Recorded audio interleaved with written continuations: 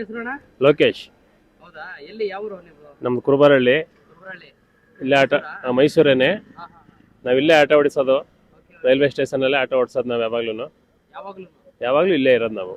Big boss ಅಲ್ಲಿ ಯಾರು ಇಷ್ಟ ನಿಮ್ಗೆ? ಸರ್ ಬಿಗ್ ಬಾಸ್ ಅಲ್ಲಿ ಗಿಲ್ಲಿ ಸರ್. ಯಾಕೆ ಗಿಲ್ಲಿನೇ ಇಷ್ಟ ನಿಮ್ಗೆ? ಸರ್ ಅವನು ತುಂಬಾ ಒಳ್ಳೆ ಹುಡುಗ. ಅಂದ್ರೆ ಅವನು ಏನೇ ಮಾತಾಡ್ಬೇಕು ಅದಕ್ಕೆ ಅರ್ಥವಾಗಿ ಮಾತಾಡ್ತಾನೆ ಸರ್. ಯಾರಿಗೂ ಇದ್ ಮಾಡಿ ನಿಷ್ಠುರವಾಗಿ ಮಾತಾಡೋದಿಲ್ಲ, ಕೋಪ ಮಾಡ್ಕೊಳ್ಳೋದಿಲ್ಲ. ಒಂದು ಅಭಿಮಾನ ವಿಶ್ವಾಸ ಐತೆ. ಕಷ್ಟಜೀವಿ, ಕಷ್ಟದಿಂದ ಬಂದಿರೋಂಥ ವ್ಯಕ್ತಿ ಅವನು. ಅದಕ್ಕೆ ಅವ್ನು ಒಳ್ಳೇದಾಗ್ಲಿ, ಅವನೇ ಕಪ್ ಗೆಲ್ಲಿ ಅನ್ನೋದು ನಮ್ಮ ಆಸೆ ಸರ್. ಒಳ್ಳೇದಾಗ್ಲಿ ಸರ್, ತುಂಬಾ ಒಳ್ಳೆ ಹುಡುಗ ಅವನು. ಈ ರಘು ವಿಷಯದಲ್ಲೇ ಆಗಿರ್ಬೋದು, ಬೇರೆ ಯಾರದೇ ವಿಷಯದಲ್ಲಿ ಮಾತಾಡಿದ್ರು ಅವ್ರೊಂದು ಇನ್ನೊಬ್ರು ಯಾರೋ ಲೇಡಿ ಒಬ್ರು ಗಲಾಟೆ ಮಾಡಿದ್ರು, ಈಗ ಅವ್ರನ್ನೇ ಒಳ್ಳೆಯವರು ಅಂತಂದ್ರು ಅವರು. ಆ ತರ ಹುಡುಗ ಅವನು. ಅದು ಅಲ್ದೇನೆ ಹಳ್ಳಿ ಹುಡುಗ ಅಲ್ವಾ ಸರ್, ಹಳ್ಳಿ ಪ್ರತಿಮೆ. ಬಡವರು ಅಂತವ್ರು ಮೇಲ್ ಬರ್ಬೇಕು ನಮ್ಗೆ, ಅದೇ ಆಸೆ ನಮ್ಗೆ. ಯಾರು ಗಲಾಟೆ ಮಾಡ್ತಾರ ಅವ್ರ ಮೇಲೆ? ಸ್ವಲ್ಪ ಅಶ್ವಿನಿ ಗೌಡ ಅನ್ನೋರು ಗಲಾಟೆ ಮಾಡಿದಲ್ವಾ ಮೂಮೆಂಟ್. ಅಶ್ವಿನಿ ಗೌಡ ಅವರು ಫುಲ್ ಗಲಾಟೆ ಮಾಡ್ತಾರೆ. ಅವ್ರ ಮೇಲೆ ಏಕಾವಚನ ತರಲೆಲ್ಲ ಮಾತಾಡ್ಬಿಡ್ತೀವಿ. ಸುಮ್ನೆ ಅಳೋರಿದ್ರಿ ಆಕ್ಟಿಂಗ್ ಮಾಡ್ತಾರೆ. ಬಟ್ ನಮ್ ಗಿಲ್ಲಿ ಇದಿರಲ್ಲ, ತುಂಬಾ ಸರಳದ ವ್ಯಕ್ತಿ ಹುಡುಗ.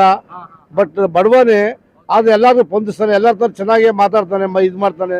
ದಯವಿಟ್ಟು ಕಪ್ಪು ನಮ್ಮ ಹುಡುಗನೇ, ಆ ಗಿಲ್ಲಿನೇ ಗೆಲ್ಲಿ ಅಂತ ನಮ್ ಇಷ್ಟ ಸರ್. ಅಲ್ಲ, ಎಲ್ಲೋ ಒಂದ್ ಕಡೆ ನೀವು ಮೈಸೂರು ಮಂಡ್ಯನೂ ಅಕ್ಕಪಕ್ಕ ಇರೋದ್ರಿಂದ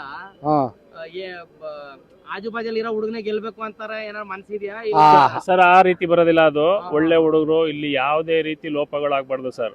ಪ್ರತಿಯೊಬ್ಬ ಬಡವರು ಯಾರು ಇರ್ತಾರೆ ಅಂತ ಇಂತರ ವಿಗಿತ ಬಂದಾಗ ಗೆಲ್ಲದ್ ಸಹಜ ಸರ್. ಗೆಲ್ಬೇಕಂತವ್ರೆ ಬಡವ್ರ ಮಕ್ಕಳು ಬೆಳಿಬೇಕು ಸರ್. ಅಲ್ಲಿ ಯಾವುದೇ ರೀತಿ ತಾರತಮ್ಯ ಇರಬಾರ್ದು. ಜಾತಿ. ರಮೇಶ್ ಅಂತ. ರಮೇಶ್ ಅಂತನಾ? ಹೌದು. ಯಾವ ನೀವು? ಮೈಸೂರು. ಮೈಸೂರಾ? ಹೌದು. ಓಕೆ. ಬಿಗ್ ಬಾಸ್ ಸೀಸನ್ 12 ನೋಡ್ತಾ ಇದ್ದೀರಾ? ನೋಡ್ತಾ ಇದೀವಿ ಸರ್. Okay okay. ಯಾರು ನಿಮ್ಗೆ ಬಿಗ್ ಬಾಸ್ ಇಷ್ಟ? ಸರ್ ಮನಸ್ಪೂರ್ವಕವಾಗಿ ಆರೈಸೋದು ನಮ್ ಗಿಲ್ಲಿ ಗೆಲ್ಲಿ ಅಂತ ಸರ್. ಗಿಲ್ಲಿ ಗೆಲ್ಲಿ. ಹೌದು ಸರ್. Okay okay. ಅವನೇ ನಿಮ್ಗೆ ತುಂಬಾ ಇಷ್ಟ? ಅವನೇ ಅಂತಲ್ಲ ಸರ್, ಅಲ್ಲಿ ಎಂಟರ್ಟೈನ್ಮೆಂಟ್ ನಡೀತಾ ಇರೋದು. ಅಲ್ಲಿ ನಡೀತಾ ಇರೋದು ಬಿಗ್ ಬಾಸ್ 12 ಒಳಗಡೆ ನಡೀತಾ ಇರೋದು ಮನೋರಂಜನೆ ಕೊಡ್ತಾ ಇರೋದು ಪ್ರೇಕ್ಷಕರಿಗೆ. ಗಿಲ್ಲಿ ಕಾಂಪಿಟೇಟರ್ ಆಗಿ ಗಿಲ್ಲಿ ಮನೋರಂಜನೆ ಕೊಡ್ತಾ ಇದ್ದಾರೆ.